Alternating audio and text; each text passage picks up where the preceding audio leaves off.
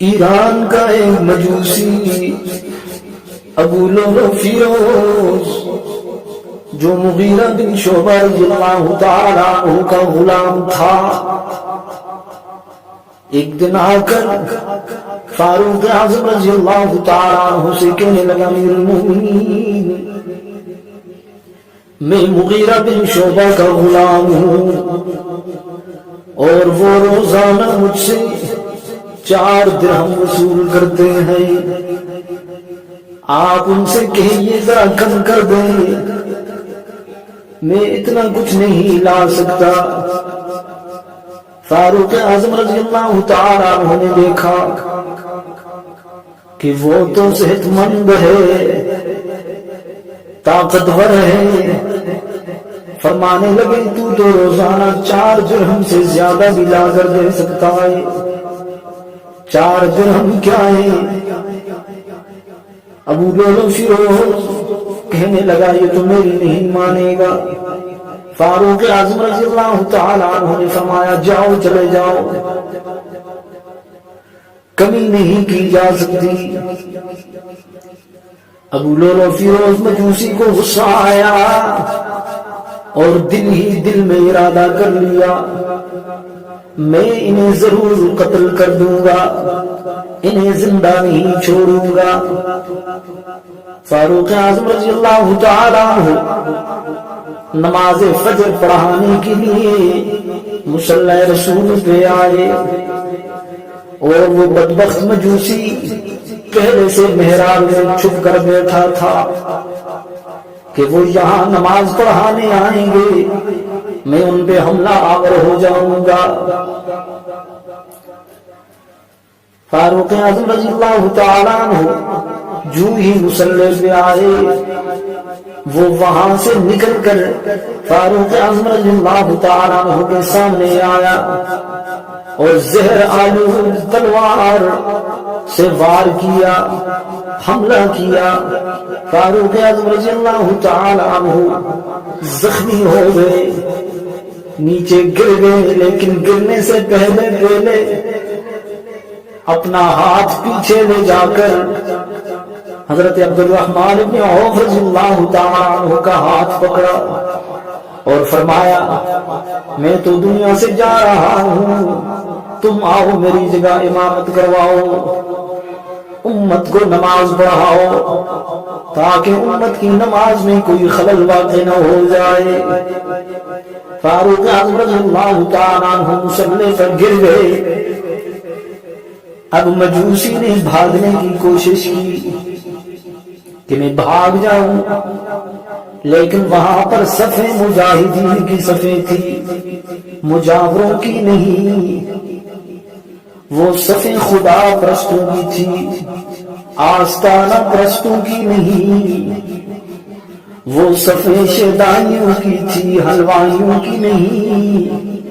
کیسے بھاگتا؟ جب اس نے دیکھا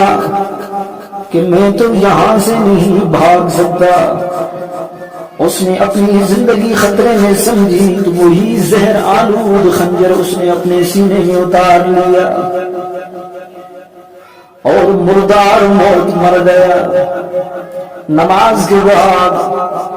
فاروق اعظم رضی اللہ تعالیٰ عنہ کو اٹھا کر گھر لایا گیا۔ فاروق اعظم رضی اللہ تعالیٰ عنہ اپنے بیٹے سے فرمانے لگے بیٹا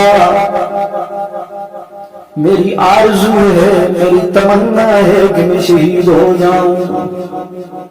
اپنی زندگی میں دعا بھی مانگا کرتے تھے، اللہم ارزقنی شہادۃ فی سبیلک، اے اللہ مجھے اپنے راستے میں شہادت عطا کر۔ فرمانے لگے بیٹا شاید میرے اللہ نے میری دعا منظور کر لی،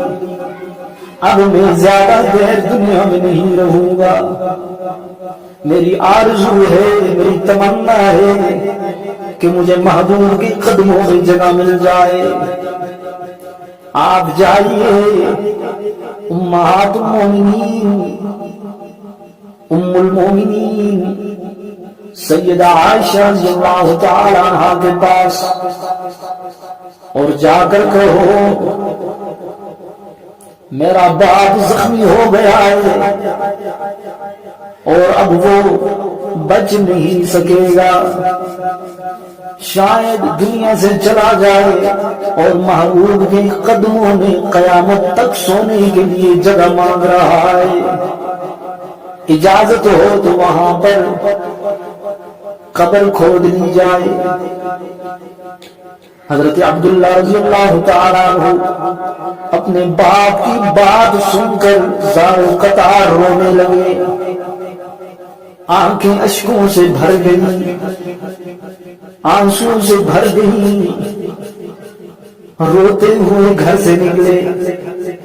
سیدھے ام المومنین سیدہ عائشہ رضی اللہ تعالیٰ عنہا کے گھر تشریف لائے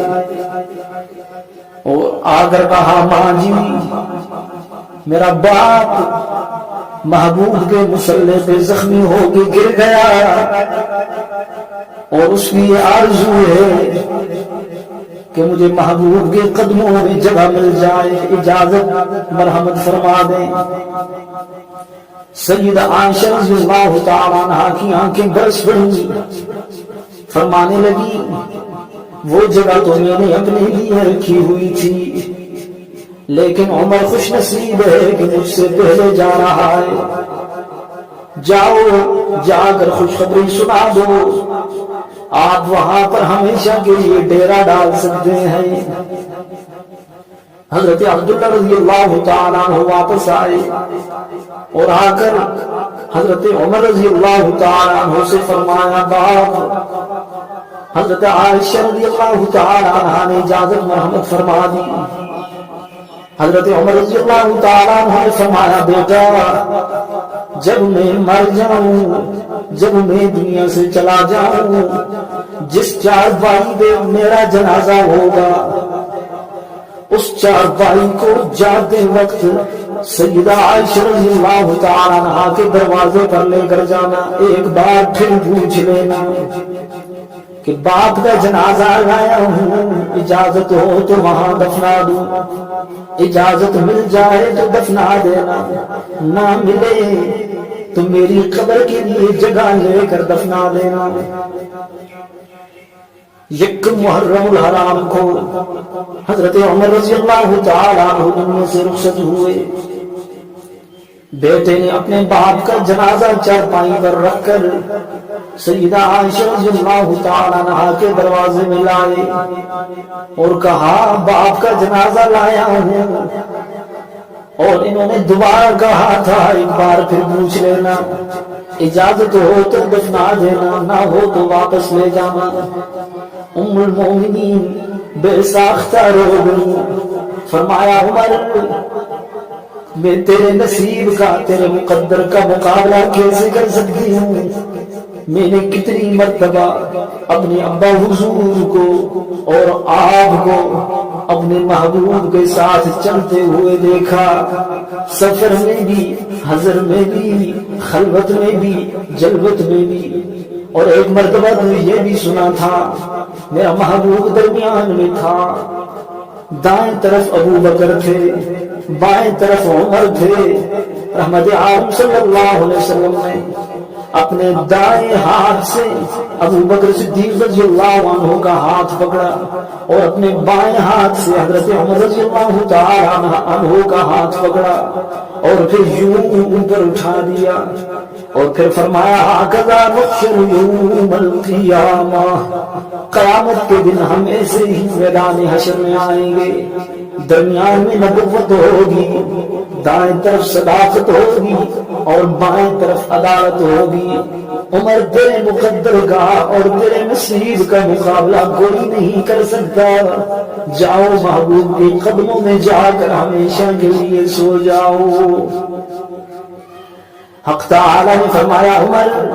تو نے مجھ سے دعا کی تھی یا اللہ شہادت دے دے،